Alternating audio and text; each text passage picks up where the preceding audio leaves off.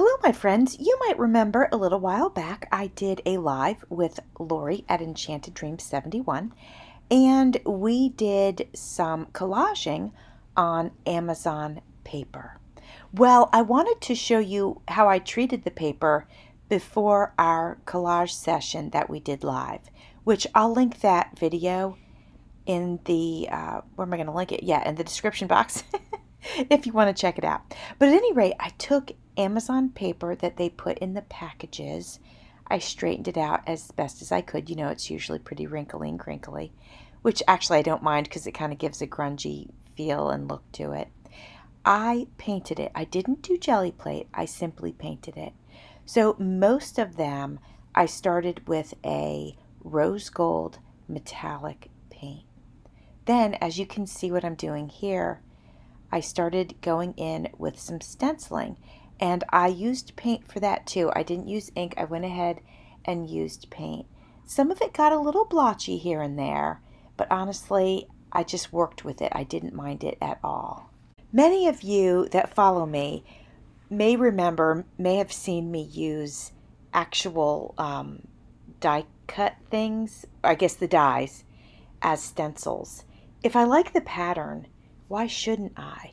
So that's what you see me using here. It is metal, and I do wash them when I'm done working with them. Believe it or not, I have had these alphabet stencils for years, and I have literally never used them. But now that I'm trying to work my way into doing some mixed media, I'm trying to use these sorts of things. And I have to tell you, I was very pleasantly surprised how this ended up looking on the page.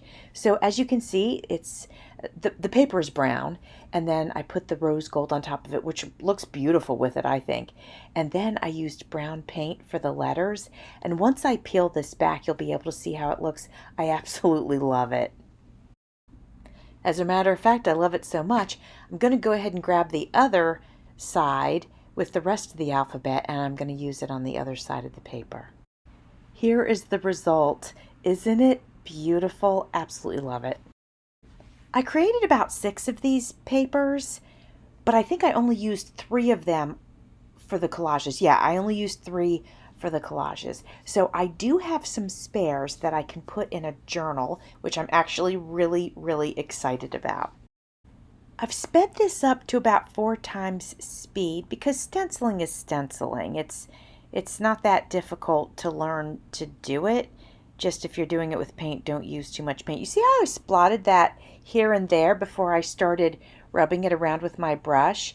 That's what I do. If I think I got a little too much paint on the brush, I'll just sort of dab it around in the stencil before I really go at it. So that's just a quick tip if you're new at stenciling.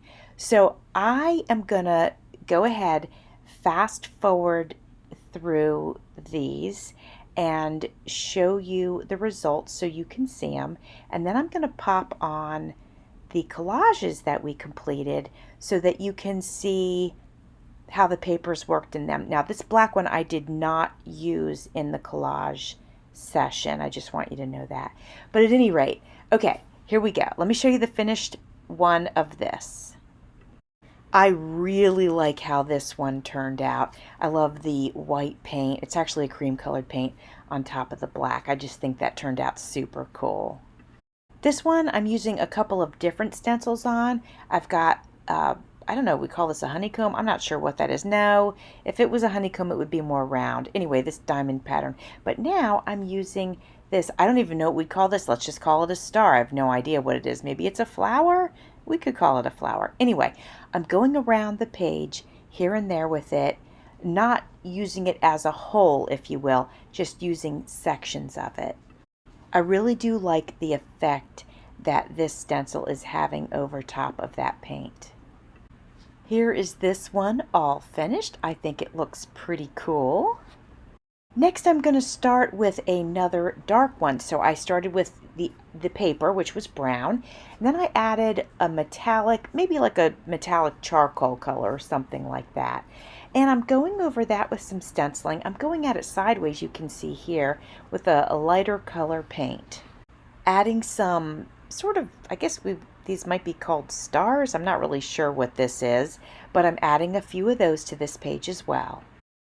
Now I'm going in with this, we'll call it floral, with a darker paint just to add some depth here and there. And here is the end result of this one. I really ended up loving how these turned out. I'm going to have to play with paint a little more frequently.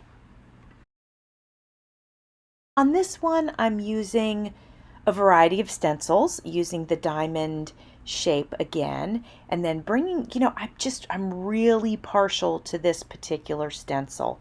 So I'm bringing this one back in and using it here and there. I'm also going to be adding some numbers, and I think I might actually be adding some letters to this one at some point as well.